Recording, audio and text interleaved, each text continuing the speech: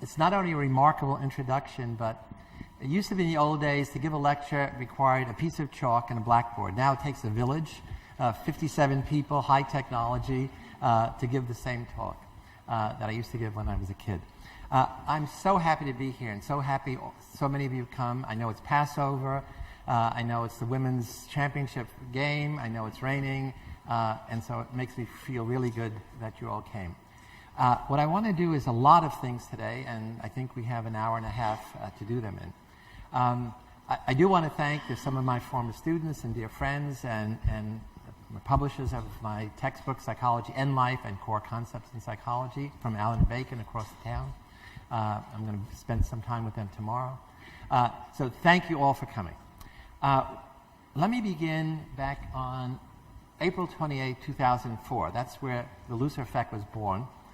Because I was in Washington, I belonged to an organization called the Council of Scientific Society Presidents.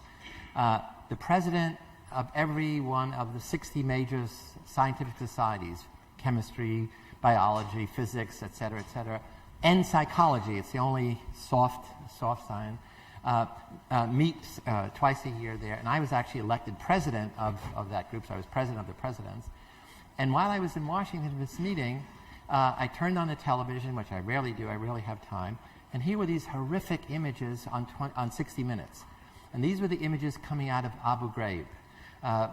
People piled up naked in pyramids, and the famous one with the guy on a box with the electrodes on his face. Pictures of dogs, about to attack prisoners. Picture after picture, and it was incredible. And then what was more incredible was the soldiers put themselves in the pictures. Not only male soldiers, but female soldiers. And this was incredible. How, why would anybody do, what were they thinking?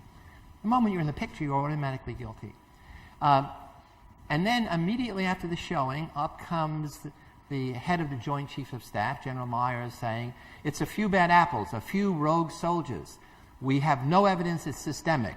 The military is great, and on and on and on and on and on. And President Bush got on right away and says, we're going to get to the bottom of this. Paren, it means we're never going to get to the top of this. And on it went.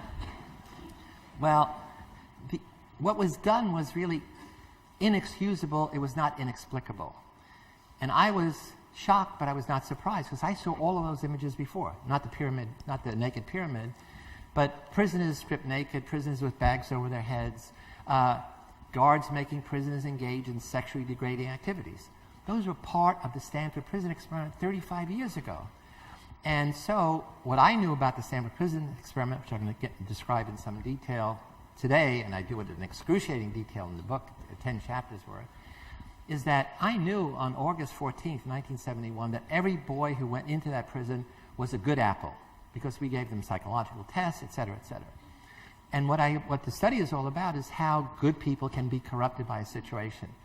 So I said, before I'm ready to accuse American soldiers of being bad apples, I really would like to know something about their personality, but more importantly, I'd like to know something about the barrel.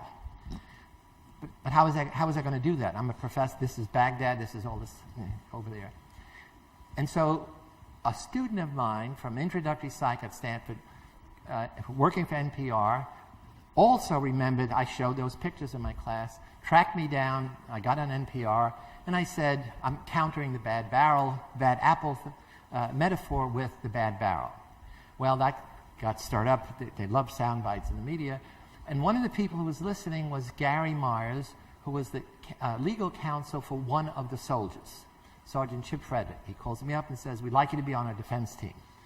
I didn't have time to get involved in that, and I said, of course, yes, sure, because now I could find out about the guy, I could find out about the situation, and I could also find out about what was the system that created that situation. So I then switched from being a psychologist to an investigative reporter, and that's what I'm going to talk about today in part. So my talk is, actually before I did the book, I call this the Lucifer effect, and we'll see why. And it's really understanding is the key word, how good people, or could be ordinary people, average people, normal people, first begin to behave in ways that we could we could label as evil, as bad. The question about why do people go wrong is a question we've asked from time endlessly. Philosophers ask, theologians have asked, historians have asked. Psychologists never ask those kind of questions. We like to ask very specific questions because we have a lot of very specific techniques for answering them. And we leave these big questions up to the other people. A little aside, when I was a student at Brooklyn College where I did my undergraduate work, I wanted to be a psychologist as a freshman because I had been a kind of street psychologist growing up in the Bronx, because it's all about street smarts and who you can trust and who you can't trust. Until I took my first course in introductory psych, and I got a C. C is not so bad, except I never got a C in any other course, from kindergarten through graduate school. And I got the C because the text was boring, the lectures were boring, the tests were boring, and psychology was boring. This is 1950. And so I said at the time, if I ever was a teacher, I would never give a boring lecture. If I ever wrote a book, I would never write a boring book. And if I ever did psychology, I would never do boring psychology. And so I switched into sociology, anthropology. And they asked big questions like that. But they never have an answer because they have no good method. So I switched back into psychology in senior year, and I said, you know what? Why don't we ask the big question and then use the techniques that psychologists have? Experimental research, really good assessment. And so I realized that we leave the study of institutions to anthropologists, to sociologists, to political scientists, and psychologists study the scientific behavior of individuals. And nobody studies the person in the institution. We spend our life in institutions, in families, in schools, in hospitals, in prisons, and then in jobs, and then we end up in old age homes, at least some people do. And nobody's really studying how institutions shape individuals, and in some cases, how do individuals shape institutions. So that's been my long-term goal in development. So I want to start with Illusion from Introductory Psych. Many of you know it. It's from the artist M.C. Escher. And if you look at it for a minute, it's a figure ground illusion. Some of you will focus automatically on the white and see angels. Some of you will focus on the black and see devils. Take a minute just to look and see if you can see both. So if you focus on the white, you see here's wings and here's a little tutu and they're floating around. It's a world full of goodness and angels. Now for a minute, let's focus in on the black. And there's the world full of devils with the horns. Here's the horns, the wings. And it tells us several things. The world is filled with good and evil. The world has always been filled with good and evil. The world will always be filled with good and evil. This good and evil are part of the human condition. But it tells us something else. Those of you who have some religious background will remember that God's favorite angel was Lucifer. Lucifer means the light. In the scriptures, he's called the morning star. We don't know why he was the favorite, but he was the favorite son. And when God created Adam, God said all angels have to bow down before Adam. All angels have to honor him. Lucifer said, no way.